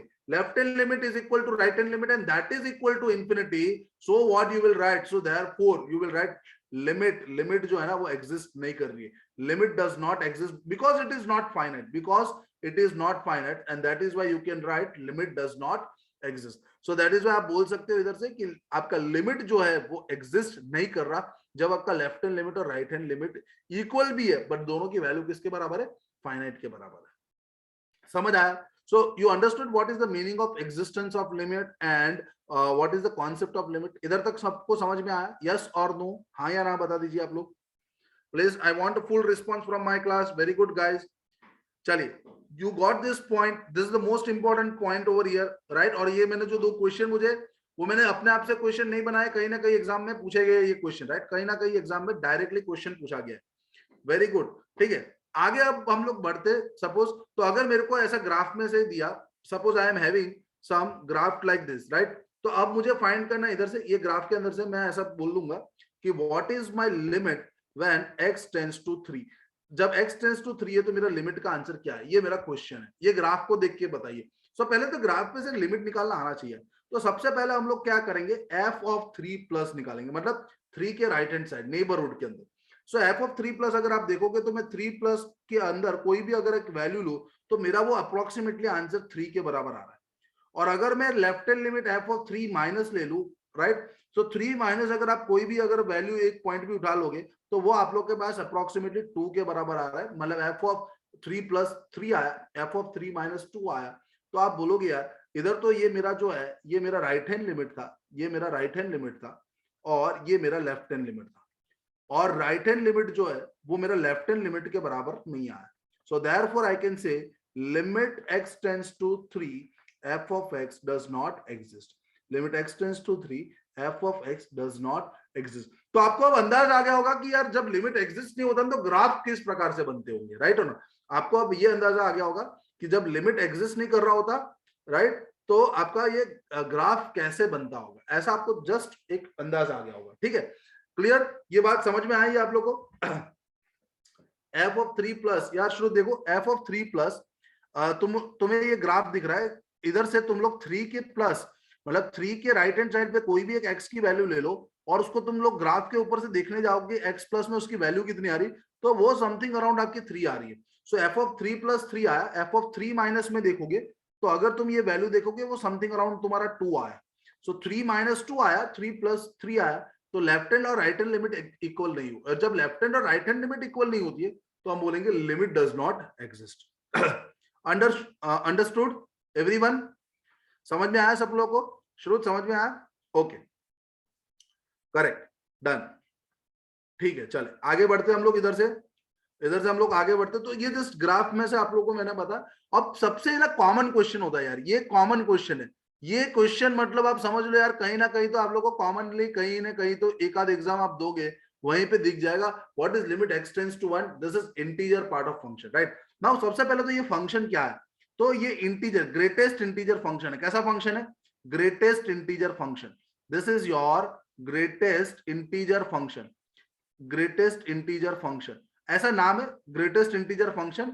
मतलब ये जो फंक्शन होता है इसको हम बोलते हैं ग्रेटेस्ट इंटीजर, क्या, ग्रेटेस्ट इंटीजर फंक्शन बोलेंगे क्या हम लोग, ग्रेटेस्ट इंटीजर लेस देन, याद करो ये पूरा नाम तुम्हें नहीं पता, less than equal to x, greatest integer less than equal to x. इसका मतलब ये होता है greatest integer less than and equal to x, right. For example मैंने ऐसा बताया कि what is the integer part of 2.3, what is integer part of 2.3। सो आप लोग ऐसा इंटीजर बताओ, ऐसा इंटीजर बताओ जो लेस देन 2.3 हो और सबसे बड़ा हो, लेस देन 2.3 एंड सबसे बड़ा। मतलब आप देखो अगर नंबर लाइन आप बना रहे हो, नंबर लाइन आप बना रहे हो, ये 0 हुआ, इधर मेरा 2 आया सपोज, और आपका एग्जैक्टली 2.3 ऐसा है, 2.3 इधर कहीं पे आया, तो मुझे 2.3 से कम वाला इंटीजर बताओ जो सबसे बड़ा हो। तो आप बोले नियरेस्ट इंटीजर 2.3 के लेफ्ट हैंड साइड पे कौन सा है, 2 है, तो आप इसका आंसर क्या लिखोगे, 2 लिख लोगे। So this is your greatest integer less than x, ये आपका greatest integer less than x हो जाएगा। समझ आई, what is the meaning of greatest integer less than x, you got this point guys, what is the greatest integer function, greatest integer function बोलते हैं greatest integer less than equal to x, इसको हम ऐसा बोलते हैं greatest integer less than equal to x. Clear, for example I have told you what is the value of -1.1, चलो अगर मैंने बोला what is the value of -1.1, right, what is the value of, yes यार इसका नाम floor function है, वो तो ऑब्वियस बात है, बट मतलब कॉन्सेप्ट पता होना चाहिए आप लोगों को, राइट, नाम में क्या रखा है। So what is the value of -1.1, हमेशा याद रखना, पहले आप लोग ये -1 है, -1.1 को प्लॉट करो, -1.1 मेरा इस आएगा, और -1.1 में लेफ्ट हैंड साइड में जो सबसे पहला इंटीजर आएगा वो हम बोलेंगे it is the less than -1.1। But बाकी सारे देखो -1.1 से तो बहुत सारे इंटीजर कम हो गए ना, बट उसमें सबसे बड़ा कौन सा, वो सब में से बड़ा कौन सा, तो वो आप बोलोगे -2। सो -1.1 के लेफ्ट हैंड साइड में पहला इंटीजर नंबर लाइन पे -1.1 के लेफ्ट हैंड साइड पे सबसे पहला इंटीजर जो था वो आपका इस फ्लोर फंक्शन का आंसर हो जाएगा. So that is equal to -2. वो आप लोग का आंसर हो जाएगा -2 के बराबर. क्लियर हो गई ये बात सब लोग को? ये बात क्लियर हो गई, राइट? सो ये तो ऑब्वियस बात है, इतना तो पता ही होगा आप लोगों को. Already you have studied question sorry standard 12. सो वहां पे ये सब चीजें आती होती थी. अब मुझे इसमें पढ़ना है कि what is the limit of x tends to 1. Now जब भी ऐसे स्टैंडर्ड फंक्शंस होते हैं, मॉडुलस फंक्शन हो गया या हमारे पास ये वाले फंक्शंस हो गए, इंटीजर फंक्शंस हो गए, always draw the diagram, always draw the graph of this function. इसका ग्राफ का नॉलेज बहुत जरूरी होता है, ठीक है? तो हम लोग जब इसका ग्राफ बनाने जाएंगे तो आप देखोगे जब मैं इसका ग्राफ बनाता हूं, इसका ग्राफ जो है वो सिंपल है, छोटा सा मैं आप लोगों को ग्राफ बना के देता हूं. मेरे लिए इंपॉर्टेंट ये बात है कि कॉन्सेप्ट को समझना है, ठीक है? कॉन्सेप्ट समझ आओगे तो ये क्वेश्चन आप लोगों को इजीली समझ में आ जाएगा, राइट? तो ये मैं इसका जब ग्राफ बनाने जा रहा हूँ, सो हमारे पास ग्राफ के अंदर हम लोग वैल्यूज डाल दे इधर से. सो ये मेरे पास हो गया 0, ये 1 हो गया, ये 2 हो गया, ये 3 हो गया और ये 4 हो गया, ठीक है? और जब आप इधर वैल्यूज डालोगे तो ये 1 हो जाएगा, इधर भी आपके पास 2 और ये 3 और ये 4. सिंपल छोटा सा ग्राफ बनाते हैं हम लोग यार, ठीक है? -1 -2 और इधर मैंने -3 लिख दिया. इधर हम लोग वापस -1 -2 और -3, ठीक है, राइट? तो ग्राफ बनाने के लिए आप लोगों को वैल्यूज प्लॉट करना पड़ेगा. सिंपल बात है, ग्राफ बनाने के लिए वैल्यूज आप प्लॉट करोगे. तो सपोज मेरे पास f ऑफ x जो है, f ऑफ x तुम्हारा इंटीजर पार्ट ऑफ x है, और अगर मैं इधर f ऑफ 0 पहले डाला तो इंटीजर पार्ट ऑफ 0, अब इसको बोलने का कैसे, greatest integer less than equal to 0, ऐसा बोलने का, क्योंकि 0 डाला. Greatest integer less than equal to 0, तो ऑब्वियस बात है ये तो इक्वल टू होगा ना, तो ये तो 0 हो गया. सो आप लोग के पास ये जो ग्राफ आया उसका f ऑफ 0 की वैल्यू आप लोग की 0 आई, f ऑफ 0 की वैल्यू आप लोग की 0 आई, मतलब 0 पे मैं डार्क सर्कल करूंगा, 0 पे मैं डार्क सर्कल करूंगा. अब मैं अगर कोई भी वैल्यू ले लूं, कोई भी वैल्यू में ले लूं x की जो बिटवीन 0 से x की वैल्यू 0 से ज्यादा हो, x की वैल्यू 0 से ज्यादा हो और 1 के बीच में हो, तो इसका आंसर कुछ भी तुम ले लो, इसका आंसर तुम लोग कोई भी एक वैल्यू डाल दो इधर जो 0 से, जो आप लोग का वैल्यू जो है ना वो 0 से ज्यादा हो और लेस देन 1 हो, ऐसा इंटीजर पार्ट में डाल दो, ये आंसर भी हमेशा 0 आएगा, राइट और नॉट? ये आंसर भी हमेशा 0 आएगा क्योंकि 0.1. तो ये जो इंटरवल हुआ इसके अंदर 0 से 1 के बीच में आपका आंसर वापस 1 आएगा. आपका आंसर जो है ना वो वापस क्या आ जाएगा, सॉरी 0 आ जाएगा. तो इधर हम लोग की लाइन ऐसी आएगी. फिर 1 पे एग्जैक्टली क्या आएगा, 1 पे आंसर आपका 1 आ जाएगा. अगर आपने लिखा इधर f of 1 integer, greatest integer less than equal to 1, तो ये क्या हो जाएगा, 1 आ जाएगा. तो 1 पे आपका ग्राफ जो है वो सीधा इधर शिफ्ट हो जाएगा. 1 से 2 में कोई भी वैल्यू ले लो, आंसर 1 आएगा. फिर वापस 2 पे आपका ग्राफ 2 पे आएगा. 2 से 3 में कोई भी वैल्यू ले लो, आंसर 2 आएगा. फिर 3 से डायरेक्टली जंप होगा, इधर आ जाएगा, और इधर से वापस फिर. तो ग्राफ का नॉलेज इंपॉर्टेंट. सिमिलरली तुम लोग 0 से -1 में कोई भी वैल्यू ले लो, 0 से -1 में कोई भी वैल्यू ले लो, तुम्हारा आंसर -1 आएगा, राइट? -1 पे तो ऑब्वियस -1 आएगा, पर 0 से -1 पे आपका आंसर ये -1 आएगा. और एग्जैक्टली 0 पे आंसर कितना हो जाएगा, 0. सेम पे इधर भी आ जाएगा हमारे पास, -2 से -1 में आपका आंसर कितना आएगा. So this is known as, this is the graph of your integer part function, right? ये आप लोग का ग्राफ हो गया इंटीजर पार्ट फंक्शन का, ठीक है? ओके, अब मेरा जो क्वेश्चन था इधर क्या था, तो वो क्वेश्चन ऐसा था, limit x tends to 0, right? x tends to 0 है 1 है, sorry. So limit x tends to 1, limit x tends to 1 integer part of x. Now what is limit x tends to 1 integer part of x? तो हम लोग क्या करेंगे, 1 के right hand side left hand limit और right hand limit देखेंगे, right? Left hand limit और right hand limit हम लोग चेक करेंगे. तो 1 के राइट हैंड साइड अगर मैं कोई भी वैल्यू लेता, सब for example right hand limit, right? So f of 1 plus, f of 1 plus, f of 1 plus मतलब यार कोई भी वैल्यू बोलो 1 के राइट हैंड साइड. तो आपने बोला 1.001, ऐसा सपोज कोई ले लिया, उसको तुमने इंटीजर पार्ट में रखा, आप लोगों को ग्राफ पे दिख रहा है, देखो 1 के राइट हैंड साइड पे कोई भी वैल्यू लोगे, आंसर तुम्हारा 1 आ जाता है. But if you are taking the left hand limit, that means you are taking the value of x on the left hand side of the 1, that is 1 minus, so that is equal to 0.999 भी आपने ले लिया. अरे यार इसका answer तो क्या आ रहा है, इसका आंसर तो आप लोग का 0 आ रहा है. आप देखो 1 के माइनस 1 के बाद 1 के लेफ्ट हैंड साइड पे कोई वैल्यू ले लो, आंसर तुम्हारा जो है वो हमेशा 0 आ रहा है. सो आपका राइट हैंड लिमिट और left hand limit, right hand limit और left hand limit is not equal, right? This two limits are not equal. Right hand limit and left hand limit आपका इक्वल नहीं है, इसलिए आप इसका answer जो है क्या बोलोगे, does not exist. Limit x tends to 1, integer part of x does not exist. But इसके ऊपर से कंक्लूजन भी निकलता है, सर सिर्फ 1 पे नहीं 2 पे भी ऐसा ही होगा, सर 3 पे भी ऐसा होगा। सो जहां जहां पे भी आपका limit x tends to integer value आएगा, जहां जहां पे भी आपका limit x tends to integer value आएगा, वहां पे आपका लिमिट डज नॉट एग्जिस्ट होगा, इंटीजर वैल्यू पे डज नॉट एग्जिस्ट होगा, राइट। फॉर एग्जांपल यार, अगर मैंने ऐसा बोल दिया ना, what is limit x tends to 1.05, चलो या 1.5 पे क्या होगी लिमिट एग्जिस्ट, 1.5 पे क्या होगा इंटीजर पार्ट ऑफ x, तो आप बोल दो यार 1.5 के, तुम 1.5 इधर आता, 1.5 पे लेफ्ट हैंड साइड पे भी तुम छोटा सा कोई वैल्यू ले लेते या राइट हैंड साइड पे भी वैल्यू ले लेते, आंसर हमेशा मेरा 1 आता। तो आप बोल सकते हैं कि 1.5 में लिमिट एग्जिस्ट हो जाता, राइट। बट जब हमारा लिमिट x टेंड्स टू 1 बोला है, मतलब जहां जहां पे भी इंटीजर वैल्यूज है वहां पे मेरा ग्राफ ब्रेक हो रहा है।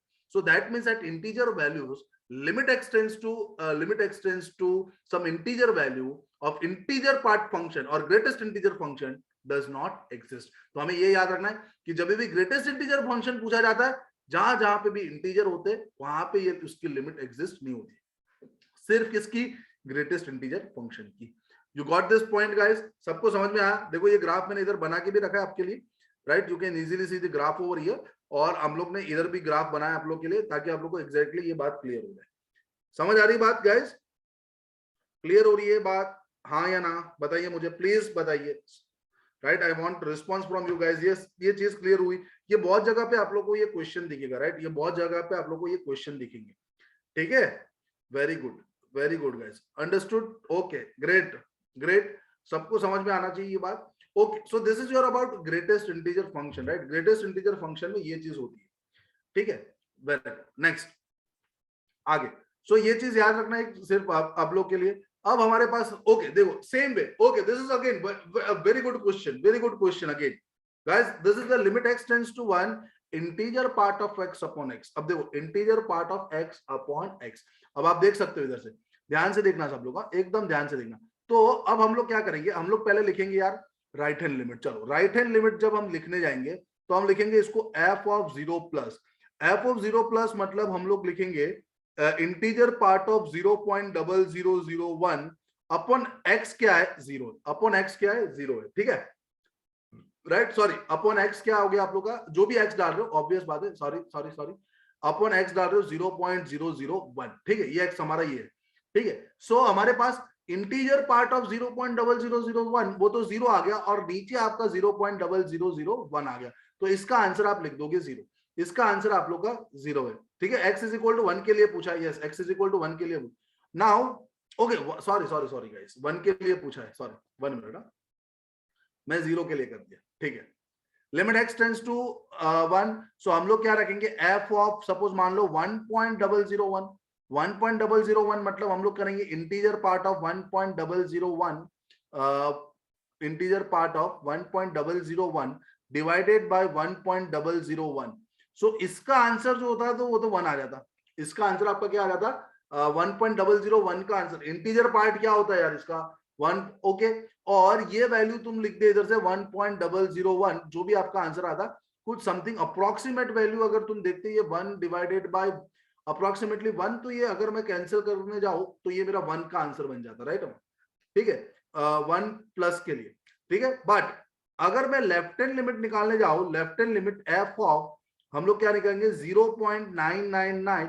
सो if you see over here हमारे पास ये वैल्यू, तो integer part of 0.9999 divided by 0.999, तो ये जो वैल्यू हो जाती है वो मेरे पास 0, इंटीजर पार्ट ऑफ 0.99 है 0, 0 डिवाइडेड बाय 0.999 अगर आप देखने जाते तो ये आंसर आपका 0 आ जाता।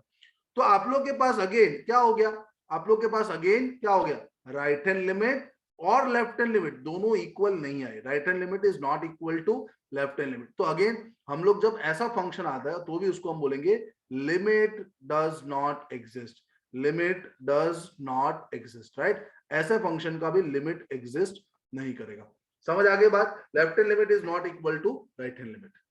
You got this point guys, समझ आया सबको, ये वाली चीज समझ में आया सबको, हाँ या ना बताइए, हाँ या ना, come on fast, okay, I want a quick response from you guys, okay, yes, great. So this is your simple, ये डायरेक्टली आप लोग के पास आ गया, okay, so there are 7 indeterminate forms, right और नॉट? जब भी हम लिमिट पढ़ते हैं ना, तो उसके अंदर ये 7 इनडिटरमिनेट फॉर्म्स पढ़ते हैं, ठीक है? देखो ये 7 इनडिटरमिनेट फॉर्म को हमने पढ़ लिया, that means our limit is over, right? मतलब लिमिट का कॉन्सेप्ट हमारा इधर खत्म हो जाता है। तो अगर तुम ये 7 इनडिटरमिनेट फॉर्म देखो, तो उसके अंदर फॉर्म होते हैं 0 बाय 0। अब देखो ये एग्जैक्ट 0 नहीं होता ना, ये समझना, ये टेंस टू 0। जब न्यूमरेटर भी टेंस टू 0 है, डिनोमिनेटर भी टेंस टू 0 है, तब क्या चीज आती है? न्यूमरेटर भी टेंस टू 0 और डिनोमिनेटर टेंस टू 0। मतलब फॉर एग्जांपल अगर मैं ऐसा लिखूं, लिमिट x टेंस टू 0, अगर मैंने ऐसा लिखा sin x अपॉन x, तो आप बोलोगे जब मैं x की वैल्यू 0 रखूंगा ना, तो मेरा जो न्यूमरेटर है, ये न्यूमरेटर जो है, जब x की वैल्यू 0 रखोगे, तो न्यूमरेटर sin 0 मतलब वो भी 0 की तरफ जा रहा है, और आपका डिनोमिनेटर 0 की तरफ जा रहा है। तो जब न्यूमरेटर और डिनोमिनेटर दोनों 0 की तरफ जा रहे हैं, तो फंक्शन की वैल्यू क्या हो सकती है? क्या वो वैल्यू फाइनाइट हो सकती है? तो आप बोलोगे हाँ सर बिल्कुल हो सकती है, राइट? फॉर एग्जांपल अगर मेरे पास कोई ऐसा नंबर हो 1 into 10 to the power minus 23, और मेरे पास 2 into 10 to the power minus 23, देखो दोनों 0 की तरफ है। तुम देखो न्यूमरेटर और डिनोमिनेटर दोनों 0 की तरफ है, इनको कैंसिल कर दो, आंसर आपका आ सकता है फाइनाइट। तो अगर दो वैल्यू 0 की तरफ जा रही है, या दो वैल्यू इनफाइनाइट के तरफ जा रही है, tends to infinity by infinity होता, तो आपके ऐसे फाइनाइट आंसर निकल सकते। तो पूरे दुनिया के अंदर पूरे दुनिया के अंदर आप लोग के पास हमेशा ये चीज याद रखना कि ये जो है ये सात ही इनडिटरमिनेंट फॉर्म है। फर्स्ट जो इनडिटरमिनेंट फॉर्म है वो 0 बाय 0, एक सेट ये हो गया 0 बाय 0 और इंफिनिटी अपॉन इंफिनिटी। दूसरा सेट ये हो गया 0 into infinity upon infinity minus infinity, उसके भी आंसर्स फाइनाइट आ सकते हैं। देखो ये सारे फॉर्म ऐसे होंगे जिनका तुम सॉल्यूशन निकालोगे वो फाइनाइट आ सकता है, इसके अलावा कोई भी तुम फॉर्म ले लो उसके आंसर फाइनाइट नहीं आ सकता। सपोज मैंने ऐसा लिखा 0 का पावर इंफिनिटी, अरे यार तुम 0 का कोई भी पावर ले लो वो तो आंसर, फॉर एग्जांपल 0 का पावर इंफिनिटी मतलब तुमने बोल दिया यार 0.000001 उसका पावर तुमने 24 लिख दिया, तो ये तो यार अप्रोक्सीमेटली 0 हो जाएगा ना, 0 का पावर इनफाइनाइट कोई भी, ये तो हमें पता ही चल जाएगा इसका आंसर कभी फाइनाइट हो ही नहीं सकता। फॉर एग्जाम्पल राइट और नॉट, सपोज तुमने ऐसा लिख दिया कि इंफिनिटी का पावर इंफिनिटी, इंफिनिटी का power infinity, suppose you have written ना infinity to the power infinity, मतलब अगर तुमने कोई बड़ा सा नंबर लिया 10 टू द पावर 36 और उसको बोल दिया इट इज समथिंग अराउंड 111, क्या आंसर हुआ? ये तो इनफाइनाइट ही होगा सर, इंफिनिटी का पावर इंफिनिटी हमेशा क्या हो जाएगा? इनफाइनाइट ही होगा। सो इनडिटरमिनेट फॉर्म हम उसी बोलते हैं कि जिसका हम भले ये फॉर्मेट भी हो जाए बट उसका आंसर कुछ फाइनाइट आ सके, उसके लिमिट्स कुछ वैल्यू आ सकती है। तो वो 7 इनडिटरमिनेट जो फॉर्म है ना वो ये है आपके पास 0 by 0, infinity upon infinity, 0 into infinity, infinity minus infinity. आप बोलोगे सर 0 इंटू इंफिनिटी सबसे बेस्ट एग्जांपल कौन सा? 0 इंटू इंफिनिटी इंपल्स फोर्स का, force into time, force into time within fraction of second, अगर एक सडन फोर्स आ जाता है उसको हम बोलते हैं इंपल्स। सपोज मैंने आपको एक चाटा मार दिया right, with in fraction of time, with in 0.1 second the force is applied, the 10 to the power 8 newton force within the fraction of second, fraction of second मतलब मान लो 10 to the power minus 6 second, micro second, 10 to the power minus, तो impulse कितना हो गया? तो आप बोलोगे 10 to the power 2 is your impulse, right? impulse that is newton second, 10 to the power 2 newton second, right? So best example of 0 into infinity is force into time, right? आप लोगों को पता होगा impulse force, right? Mechanical civil के अंदर। so these are the format कि जहां पे फंक्शन इंफिनिटी की ओर जा रहे होते दोनों, मतलब जहां पे फंक्शन एक 0 या इंफिनिटी कुछ भी तरफ जा रहे हो बट उनका कॉम्बिनेशन जो है ना उससे मेरा आंसर फाइनाइट निकल सकता है, वैसे ये सारे। तो ये दोनों का सेट आपको एक याद रखने का। दूसरा आप लोग को हमेशा याद रखने का पावर में 0, ये पावर में 0, 0 का पावर 0 ले लो या इंफिनिटी का पावर 0 ले लो, तो ये दोनों का एक सेट हो गया। And the last set is 1 to the power infinity. ये चार सेट में याद रखनी है, 0 by 0, infinite by infinite, 0 into infinity, infinity minus infinity, 0 to the power 0, infinity to power 0, दोनों में याद रखना। जब पावर 0 में याद रखोगे, पावर 0 में याद रखना है तो दोनों के पावर में 0, 0 के पावर में भी 0, इंफिनिटी के पावर में भी 0, और एक आपका हो गया 1 to the power infinity. There are only 7 indeterminate forms. और याद रहे गाइस, ये 7 इनडिटरमिनेट फॉर्म्स आपको है ना कहीं कहीं बार पूछ लेते कोई इंटरव्यू के अंदर भी कि which are the 7 indeterminate form, तो आप कुछ भी नहीं बोल सकते वहां पे। You cannot tell 0 to the power infinity is indeterminate, ऐसा भी क्वेश्चन आया मेरे सामने, 0 to the power infinity ये indeterminate फॉर्म है या नहीं, infinity to the power infinity indeterminate form है या नहीं होते। ये 7 के अलावा कोई indeterminate फॉर्म है ही नहीं। Is that clear in your mind? ये चीज समझ में है आप लोगों को? इन सातों फॉर्मेट के अलावा कोई इनडिटरमिनेंट फॉर्म दूसरे नहीं रहते। एकदम क्लैरिटी के साथ समझ में आया? और क्यों ऐसा होता है? और क्यों ऐसा होता है? लास्ट वाला केस मैं आपको बताऊंगा इनडिटरमिनेंट फॉर्म, जब ये पढ़ाऊंगा तब ये मैं केस आपको बताऊंगा, ठीक है? 1 टू द पावर इंफिनिटी क्यू आप लोग का, मैं आपको ये केस बताऊंगा इसको, ठीक है? इसका केस हमारे पास आएगा। तुम लोग अलग डायरेक्शन में जा रहे हो, तुम लोग सिर्फ 1 को ही देख रहे हो, किसने भी साथ मल्टीप्लाई करो 1 ही आएगा, ऐसा नहीं होता। उसका पावर आ जाता है ई, एक सीरीज बनता है, that I will show you, right और नॉट? ठीक है, ओके, चलिए, क्लियर ये बात? सो 0 अपॉन 0, इंफिनिटी अपॉन इंफिनिटी, ये जो सारे जो आप फॉर्म बोले इनडिटरमिनेंट फॉर्म, ये हमेशा याद रखना एग्जैक्ट 0 बाय 0 नहीं होता, टेंड्स टू 0 होता है। Numerator tends to infinity upon denominator tends to infinity. 0 into infinity मतलब ये tends to 0 and tends to infinity, ऐसा होता है। एग्जैक्टली नहीं होता है ना यार, एग्जैक्टली नहीं होता ये, ठीक है? समझ रहे हो तुम लोग ये बात, सब लोग क्लियर ये बात? तो हमें ये 7 इनडिटरमिनेंट फॉर्म्स को फाइंड करना होता है, ठीक है? Infinity raise to infinity is not your indeterminate form, मैं इधर ही लिखवा के रखा है, that answer is always fix, वो आंसर हमेशा इनफाइनाइट ही आएगा। तो वैसे कोई फंक्शन होता है इंफिनिटी टू द इंफिनिटी, वो उसको हम इनडिटरमिनेंट फॉर्म में नहीं लिखते, right? Vivek, you understood this thing? I am telling, I have already written over here, this is not your indeterminate form and this is also not your indeterminate form. Clear हुआ ये भैया? Infinity के raise to infinity भी नहीं हो सकता, क्योंकि infinity raise to infinity answer हमें पता है फाइनाइट है, जबकि ये आंसर वेरी करते रहते। जबकि तुम्हारा अगर मैंने इधर 3 इंटू 10 टू द पावर 23 लिख दिया, तो ये आपका आंसर 3/2 आ सकता है, ये आंसर मेरा वेरी कर सकता है। तो इसलिए ये इनडिटरमिनेंट फॉर्म है, एग्जैक्ट आंसर नहीं पता है हमें। Indeterminate, I can not determine the value without knowing the concept, without knowing the values of that thing.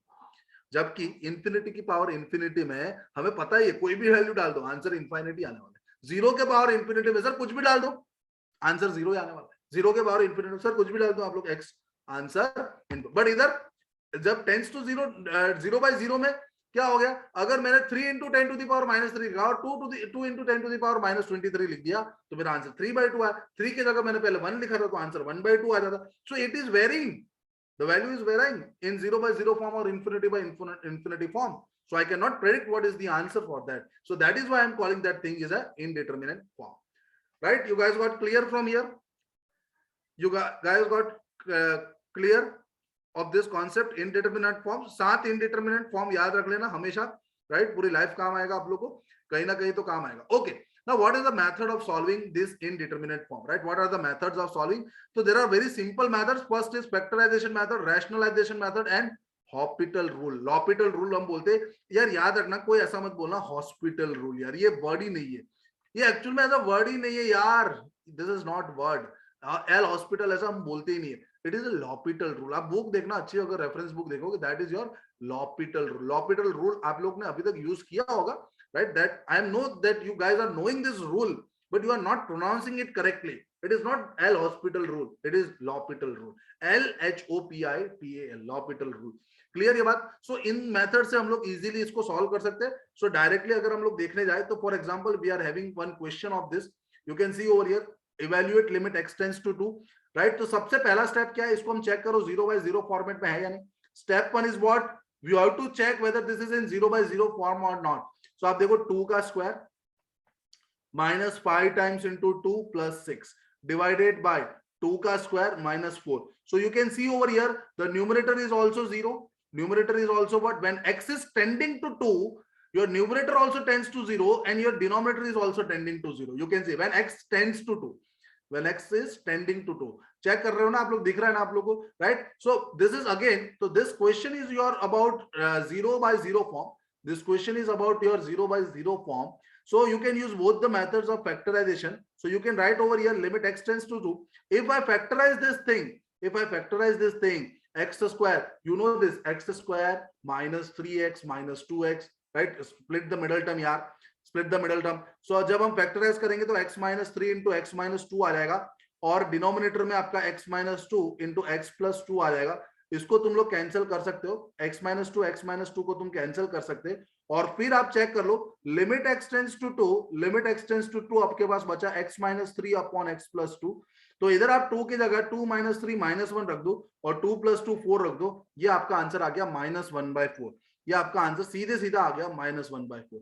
और यूजिंग लॉपिटल रूल मतलब क्या यूज करना होता है, सिंपली डिफरेंशिएट कर लो इसको, न्यूमरेटर को अलग से डिफरेंशिएट करो, डिनोमिनेटर को अलग से डिफरेंशिएट करो। चलो न्यूमरेटर का डिफरेंशिएशन अगर आप लोग करोगे तो हम लोग अगेन ऐसा लिखेंगे, x टेंड्स टू 2, न्यूमरेटर का डिफरेंशिएशन हो जाएगा 2x - 5 हो जाएगा, ठीक है, क्योंकि 6 का तो 0 हो जाता है, और डिनोमिनेटर में सिर्फ 2x हो जाता है। अब x की जगह 2 रख दो, अब x की जगह 2 रख दो। देखो अब आपका ये 0/0 फॉर्मेट नहीं होगा, अभी आपका 0 एक, अगर दूसरी बार भी 0/0 फॉर्मेट आया, एक और बार डिफरेंशिएट करते हैं, बट अगर अब मेरा ये 0/0 नहीं आएगा, ठीक है। सो यू कैन से 2 × 2 0 - 1, सो इसका वैल्यू डायरेक्टली आ गया -1, और डिनोमिनेटर में आपका आ गया, आपका आंसर आ गया 4। सो आपका आंसर दोनों केस में यूजिंग फैक्टराइजेशन मेथड या using L'Hôpital rule also it is your -1/4। समझ आ गई बात सब लोग को, ये चीज एकदम क्लैरिटी के साथ समझ में आ गई, राइट। तो this is very simple concept. वैसा एक क्वेश्चन जो है, इसी तरीके से जो एक क्वेश्चन है 2020 गेट मैकेनिकल इंजीनियरिंग के अंदर एक क्वेश्चन आया, राइट और नॉट। तो देखो सिंपल सा क्वेश्चन है, हमें अगर सिंपल चीज अगर कुछ भी नहीं पता है, ये 2020 का क्वेश्चन है, मैं क्वेश्चन लिख रहा हूं, आप ध्यान से सॉल्व करना इसको। लिमिट x टेंड्स टू 1, ये मेरे पास क्वेश्चन आया 1 - e to the power -c into 1 - x divided by 1 - x into e to the power -c into 1 - x। ये आपका क्वेश्चन है, इज इक्वल टू डैश, ये आप लोग का क्वेश्चन है, ठीक है। This is your question. So आप लोग सॉल्व करना स्टार्ट कर सकते हो। चेक करो पहले तो ये कौन सा फॉर्मेट है, 0/0 फॉर्मेट है, ∞/∞ फॉर्मेट है, कौन सा फॉर्मेट है चेक कर लो आप लोग। मैं ऑप्शन इधर लिख रहा हूं, ऑप्शन आप लोग के लिए इधर लिख रहा हूं मैं। 2020 एमई के अंदर ये वाला जो है क्वेश्चन पूछा गया था, 2020 एमई के अंदर ये वाला क्वेश्चन पूछा गया था, राइट और not.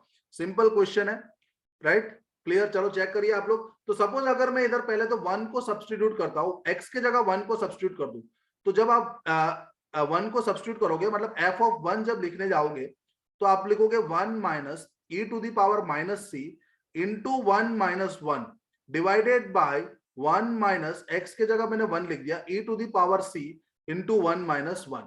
So if you see over here guys, if you see over here, अगर आप देखो तो ये वैल्यू जो है ना e to the power 0 हो जाती, e to the power 0 मतलब 1 हो जाता है, और ये भी value e to the power 0 हो जाती, तो ये भी वैल्यू हो जाता 1। तो numerator is tending to 0 divided by denominator is also tending to 0। Use L'Hopital rule directly, right. So L'Hopital rule use करने में हम लोग लिखेंगे लिमिट x टेंड्स टू 1। अब हम लोग इसका डिफरेंस 1 का डिफरेंशिएशन 0 हो गया, अब इस चीज का डिफरेंशिएशन करोगे तो e to the power x, right, d/dx of e to the power x तो हमारा e to the power x ही होता है। Same way d/dx of e to the power, तो ये वैल्यू हमारा हो जाएगा e to the power -c into 1 - x, but as आगे माइनस है तो हम आगे इधर माइनस लगा देंगे, इंटू डेरिवेटिव ऑफ 1 - x में, इंटू डेरिवेटिव ऑफ 1 - x, तो उसका -1 अगेन बाजू में एक आ जाएगा। डेरिवेटिव ऑफ 1 - x है तो वो डेरिवेटिव आप लोगों का अगेन एक माइनस के साथ आ जाता है। समझ आ रही है बात इधर तक, right. Derivative of -x, so sorry, derivative of -x में एक और चीज, ये c जो है ना, तो ये तुम्हारा हो जाता c, ओके, एक मिनट ना, डेरिवेटिव मैंने गलत लिया है। इधर से मेरे पास जब डेरिवेटिव में तुम लोग लेते तो हम लोग कैसे लेते इसको, डेरिवेटिव न्यूमरेटर का, मतलब जो इसका डेरिवेटिव था उसको अलग से लेना पड़ता, तो तुम्हारा डेरिवेटिव जो होता वो सिर्फ इसका वापस से डेरिवेटिव लेना पड़ता, तो -c तुम्हारा बाहर रहता, और डेरिवेटिव ऑफ 1 - x, तो वो तुम्हारा -1 हो जाता, -c बाहर रहता, डेरिवेटिव ऑफ 1 - x। क्लियर ये बात सब लोग को, ठीक है, राइट और नॉट। अरे जो इसके अंदर सिंपल है, इसका डिफरेंशिएशन न्यूमरेटर, वापस न्यूमरेटर का डिफरेंशिएशन लिख रहा हूं। देखो तुम्हारे पास न्यूमरेटर में जो फंक्शन है d/dx, मैं सिंपल ऐसा लिख देता हूं, 1 - e to the power -c into 1 - x का डिफरेंशिएशन, into 1 - x का डिफरेंशिएशन। तो इसका जब डिफरेंशिएशन निकालने जाओ तो ये हो जाएगा 1 का डिफरेंशिएशन हो गया 0, 1 का हो गया 0 minus e to the power -c, तो e to the power -c में याद रखना वो माइनस बाहर आ जाता है, e to the power -x का -e to the power -x हो जाता है। सो ये वो माइनस बाहर आके वो हो गया मेरा प्लस, और e to the power c का as it is e to the power minus c 1 minus x into derivative of into derivative of this thing. Again जो न्यूमरेटर है उसका वापस डेरिवेटिव, तो न्यूमरेटर का डेरिवेटिव में माइनस c बाहर है और 1 माइनस x का वापस माइनस 1 हो जाता, तो ये तुम्हारा आंसर हो जाता c e to the power minus c into 1 minus x। ये न्यूमरेटर का डेरिवेटिव हो जाता, समझ आई बात, ये न्यूमरेटर का डेरिवेटिव हो जाता। और आप लोग का डिनोमिनेटर का डेरिवेटिव जो है वो इसका डिनोमिनेटर जो है D by D x of denominator में यूज कर लेता वापस 1 माइनस एक्स, अच्छे से कर लेने का इसका differentiation, right, x into e to the power minus c into 1 minus x, इसका डिफरेंशिएशन अच्छे से कर लेना। तो ये आपका आंसर इसका 0 आ गया। अब ये आपके पास दो फंक्शन है, एक एक्स हो गया और एक दूसरा फंक्शन हो गया, तो 0 माइनस पहले first function as it is, दूसरे का डिफरेंशिएशन, तो दूसरे का डिफरेंशिएशन हो जाएगा minus e to the power c 1 minus x into आपके पास हो जाएगा इंटू माइनस सी हो गया और इधर माइनस 1 के बराबर, ठीक है, करेक्ट, और प्लस बीच में ये एक हो गया, ये आपका फर्स्ट हो गया, first into derivative of second plus second as it is into derivative of first into derivative of first आपका 1 हो गया। तो ये डिनोमिनेटर का डिफरेंशिएशन हो गया, वो आपका न्यूमरेटर, तो अगर डिनोमिनेटर का डिफरेंशिएशन ये माइनस माइनस करके प्लस कर देगा, plus e to the power ये भी प्लस हो जाएगा, तो c x e to the power minus c 1 minus x हो जाता, और plus e to the power minus c 1 minus x हो जाता, ठीक है। अब तुम इधर x इज इक्वल टू 1 रखो, x is equal to 1, x is equal to 1 आप इधर रख दो, तो जब इधर x इज इक्वल टू 1 रखोगे तो e टू द पावर 0 बना के ये तो 1 कर देगा, तो इधर सिर्फ बचेगा c, राइट, और इधर तुम लोग x इज इक्वल टू 1 रख दो, इधर x इज इक्वल टू 1, तो e टू द पावर 0 हो जाता, तो इधर डिनोमिनेटर आ जाता c प्लस 1, और इधर कितना आ जाता भाई, इधर कितना आ जाता, इसका आंसर आ जाता x टू द पावर इधर 1 रखते तुम लोग, तो इधर आप लोग का जो आंसर हो जाता वो हो जाता सिंपल c, तो आपका जो ऑप्शन है वो कितना हो जाता, राइट और नॉट, ओके ठीक है, चलो, तो ऑप्शन आपका ultimately c upon c plus 1 आ जाता, ऑप्शन आपका अल्टीमेटली क्या आ जाता, c upon c plus 1, right, ये आप लोग का आंसर हो जाता c अपॉन c प्लस 1, क्योंकि न्यूमरेटर का वैल्यू c आ गया, कब, जब x की वैल्यू 1 रखना है, x की वैल्यू 1 रखना है, और डिनोमिनेटर में x की वैल्यू 1 रखा तो c प्लस 1 आया, तो आपका आंसर हो गया c upon c plus 1, so that is your option A, right, आप लोग का आंसर हो गया ऑप्शन ए। क्लियर ये बात सब लोग को समझ में आ गई गाइस? ओके, सो आज इवनिंग सेशन में हम लोग वापस से हम लोग आगे के इसके कॉन्सेप्ट देखेंगे, मोस्ट इंपॉर्टेंट कॉन्सेप्ट देखेंगे। सो इसी के अंदर से हम लोग स्टार्ट करेंगे 0 बाय 0, थोड़े लिमिट्स के और फॉर्मूला है, थोड़े गेट के क्वेश्चन है, राइट, थोड़े शॉर्टकट से डायरेक्टली लिमिट लिखने के लिए, ट्रिग्नोमेट्रिक लिमिट्स हमारा बाकी है, सैंडविच थियरम हो गया, वो सारी चीज हम लोग आज इवनिंग क्लास के अंदर देख के we will wind up with the limit session and then we can start off with the continuity and differentiation, ठीक है। सारे मैं बताऊंगा, मैं मोड वाले क्वेश्चन ज्यादा तक मैं तुम्हें जो है वो उसके अंदर कंटिन्यूटी के अंदर ज्यादा आएंगे, तब मैं वो कॉन्सेप्ट मोड वाला भी करवाऊंगा आपको, ठीक है। मैं कोई भी इंपॉर्टेंट चीज बाकी नहीं रखूंगा, आप लोग जरा भी उसका टेंशन मत लीजिए, जस्ट जो मैं इधर बता रहा हूँ वो चीज आप देखते जाइए, ठीक है, सारी इंपॉर्टेंट चीज कवर हो जाएगी, don't worry. Clear guys? Okay, so that's all for today's class, my dear friends. You can now leave your meeting now, and if you are having any doubt you can ask me. Thank you very much. Sir, yes बोलो sir आपने जो वो graph निकाल के दिखाया था ना, x integer part of x का, अपॉन वो आप एक बार फिर से बताएंगे, मतलब कैसे प्लॉट किया था? कौन सा इंटीजर पार्ट ऑफ एक्स वाला? हाँ सर।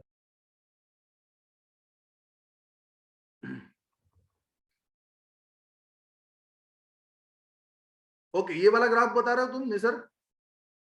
हाँ सर। अरे इसके ग्राफ के अंदर तुम देखो निसर, अगर तुम इंटीजर पार्ट ऑफ फंक्शन में अगर तुमने 0 डाला तो आंसर हमेशा 0 आएगा, हाँ या ना बताना सिर्फ, ठीक है। तुमने इंटीजर पार्ट में 0 डाला तो आंसर हमेशा 0 आएगा, यस और नो? हाँ सर।